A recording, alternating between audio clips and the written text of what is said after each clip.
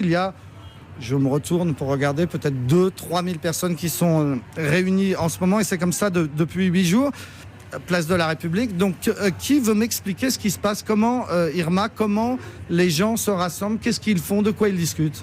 Alors, je dirais qu'ils se rassemblent d'une façon très spontanée. Ça a été mon cas. Jeudi, donc, le premier jour, il y a eu le rassemblement. Il n'y avait que quelques centaines de personnes. Puis petit à petit, tous les jours, il y a eu de plus en plus de personnes et des profils différents. Je retiens le dimanche dernier, par exemple, où le profil était à une très grande majorité des personnes entre 50 et 80 ans et des couples pas très jeunes avec leurs enfants. Donc, qu'est-ce qui se passe? Il se passe que c'est un rassemblement de personnes, de citoyens, qui viennent à la place parce qu'ils savent qu'il se passe un truc. Et c'est quoi ce truc? Ce sont des assemblées en permanence. C'est une assemblée générale tous les jours à 18h, puis de travail des commissions de 16h à 18h pour parler de quoi? De sujets divers comme la démocratie, l'organisation de ce mouvement, les actions à faire, les revendications, la Constitution, comment on envisage le monde, c'est quoi nos problématiques d'aujourd'hui et comment on voudrait les résoudre. Alors, on discute beaucoup, Sébastien, moi je me suis beaucoup promené aussi dans l'après-midi, on discute beaucoup d'abord de comment on va discuter et de quoi on va discuter, mais surtout comment, c'est-à-dire c'est organisé.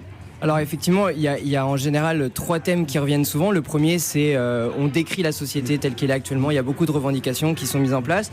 La deuxième, c'est quelles sont les propositions de fond qu'on veut mettre en place. Et la dernière, c'est comment on s'organise pour faire quelque chose de bien actuellement et ensuite pour que le mouvement prenne forme de façon plus pérenne. Mais quand je dis on discute de comment on va discuter, ça prend du temps effectivement parce que c'est pas le bordel. Les gens prennent la parole chacun à leur tour pour un temps déterminé à l'avance. Alors tout ça, c'est des règles qui sont sociocratiques. On essaie de mettre en place une... Sociocratique, alors voilà, c'est une horizontalité dans les prises de parole. Effectivement, c'est très structuré. Alors ça peut être... On peut penser que c'est des singeries, mais c'est très important pour que la parole soit fluide. Faire intervenir des gens qui habituellement n'ont pas le temps de parole. Il y a beaucoup de discriminations qui sont faites. On dit que les hommes prennent plus la parole, il faut que les femmes...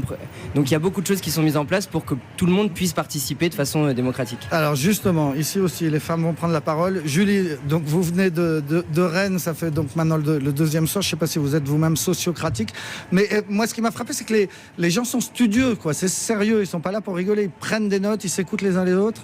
Je pense que c'est parce que on a un besoin de s'exprimer et d'écouter les autres, et que l'intérêt de ce genre de manifestation, c'est précisément de permettre de formuler une pensée politique, de repolitiser l'espace public, et que ça requiert nécessairement de s'écouter, et de s'écouter dans la convivialité. D'ailleurs, l'un n'empêche pas l'autre, mais cette règle du débat qui limite le temps de parole à 2 minutes permet un roulement, et c'est fondamental pour l'objectif qui est celui de la nuit debout, à savoir une pluralité de prises de position.